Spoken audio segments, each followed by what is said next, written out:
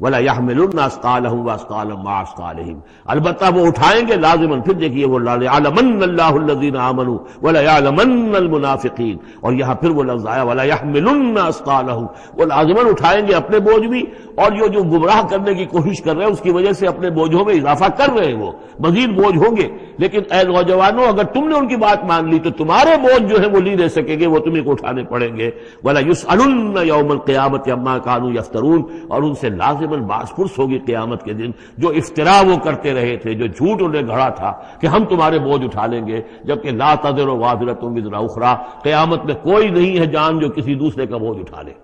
یہ 13 آیات، بلکہ یہ کہ اگر حروف مقطعات نکال دے تو 12 آیات، یہ میں سمجھتا ہوں کہ